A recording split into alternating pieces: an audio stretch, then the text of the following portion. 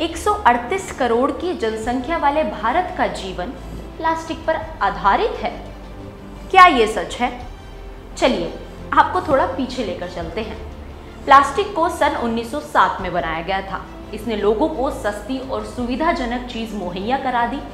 ऐसे synthetic polymer जिसकी quality है कि वो बरसों बरस तक कायम रहता है। प्लास्टिक हमारे जीवन में किसी बॉलीवुड फिल्म के नायक की तरह आता है, सर्वगुण संपन्न। अगर हम इसे चमत्कारी चीज कहें तो शायद गलत नहीं होगा। हमारे पैसों से लेकर हमारे घर में इस्तेमाल होने वाले हर उपकरण तक प्लास्टिक हर जगह है। लेकिन जब सस्ते में कोई चीज मुहैया करवाई जा रही है तो इसके दुष्परिणाम भी जरूर होंगे, जो डायरेक्टली या इनडायरेक्टली हमें प्रभावित करेंगे। जीवन का दम घोटने वाला प्लास्टिक तो हानिकारक है ही, लेकिन उससे भी कई गुना ज्यादा हानिकारक है सिंगल यूज प्लास्टिक, जिसका अंत किसी फिल्मी खलनायक की तरह होता है।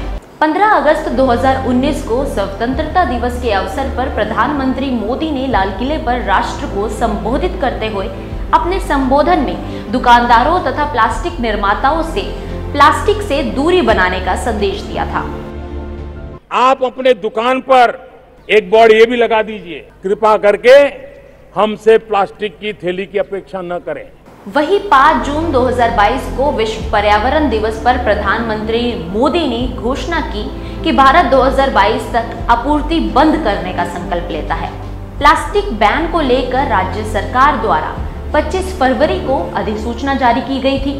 प्लास्टिक हानिकारक है ये सिद्ध करने की आवश्यकता नहीं है, क्योंकि इसके परिणाम हम आसपास देख ही लेते हैं। सवाल यहाँ ये उठता है, कौन से प्लास्टिक के प्रोडक्ट बैन हैं? बैन प्रोडक्ट्स का विकल्प मार्केट में क्या उपलब्ध है? कितने माइक्रोन के प्रोडक्ट कंपनी को बनाने चाहिए? क्या सिर्फ छोटे दुकानदारों के चालान काटकर इतिश्री करनी चाहिए, या फिर बड़ी मछलियों पर भी शिकंजा कसना चाहिए? क्या आपको पता है शहर में ऐसी भी चीजें बिक रही हैं जो प्रतिबंधित तो हैं ही, साथ ही उन प्रतिबंधित चीज पर लगी प्लास्टिक भी प्रतिबंधित है। नहीं समझे? आइए हम समझाते हैं। हरियाणा सरकार द्वारा पान मसाला, तंबाकू, गुटखा पर 1 साल का प्रतिबंध पिछले साल सितंबर में लगाया गया था। लेकिन विडंबना तो देखिए, एक और सिगरेट खुलेआम बिक रही है तो वही दूसरी ओर उस पर चढ़ी हुई थैली भी अब बैन हो गई है। सिगरेट के डब्बी पर लगी ये प्लास्टिक तो स्मोकर्स जानते ही होंगे। अगर ये डिब्बी सेल हो रही है तो उस पर जुर्माना लगेगा, लेकिन गोल्ड फ्लेक और पाइन कंपनी की ये सिगरेट, क्या जुर्माना कंपनी पर लगना चाहिए या कंपनी से खरीद कर बेचने वाले छोटे दुकानदारों पर? सवाल आपसे। ये फोटो 1 अगस्त से आपने लगभग हर सरकारी कार्यालय में लगे देख ही लिए होंगे। इसमें ऐसी क्या खास बात है जो गरिमा टाइम्स आपका ध्यान आकर्षित कर रहा है? तो वो है निगम के ज्वाइंट कमिश्नर के हाथ में पकड़ा हुआ देश का तिरंगा झंडा। अरे इसमें अलग बात क्या है भाई? अगर आप इस फोटो को जूम इन कर देखेंगे तो आपको समझ आएगा कि तिरंगे झंडे को जिस डंडी का सहारा दिया गया है वो स्टिक लकड़ी या बांस की नहीं बल्कि प्लास्टिक की है, और वो प्लास्टिक जो 100 माइक्रोन से कम का बताया गया है, यानी निर्धारित मापदंडों पर खरा नहीं उतरता। है ना कमाल की बात? जहां निगम रोज का चालान छोटे दुकानदारों से वसूल कर रहा है जिनके दिन की इनकम ही 500 या 1000 रुपया है, वहां निगम के आला अधिकारी प्लास्टिक स्टिक के साथ फोटो खिंचाते नजर आ रहे हैं। क्या ये कानून सिर्फ गरीब दुकानदार के पेट पर चाकू चलाने के लिए है? सवाल आपसे। आगे बढ़ते हैं तो आपको ये गिलास जरूर दुख सुख यानी किसी विवाह, शादी, रस्म क्रिया और आजकल तो छोटे मोटे समारोह में नजर आ ही जाता होगा। ये ब्रांड का गिलास अगर आप खरीदते हैं तो ये पूरी तरह से सेफ है, इसको खरीदने पर कोई प्रतिबंध नहीं है। लेकिन वही अगर आप इस गिलास को खाली यानी खुले में किसी लोकल शॉप से खरीदते हैं तो उस पर प्रतिबंध है।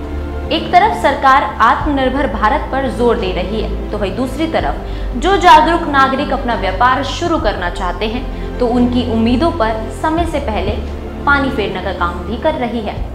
तो क्या लोग आत्मनिर्भर होना ही छोड़ दें? सवाल आपसे। विवाह, शादी, सगन या किसी समारोह में आपने खाने की प्लेट्स के साथ साथ सलाद पर चढ़ी हुई ये प्लास्टिक पन्नी तो अवश्य ही देखी होगी। इसे किसी प्रोडक्ट को अधिक समय तक फ्रेश रखने के लिए चढ़ाई जाती है। यहाँ तक कि हलवाई के दुकान पर भी मिठाई को ढकने के लिए इसका इस्तेमाल किया जाता है। ये प्लास्टिक शीट भी बैन है।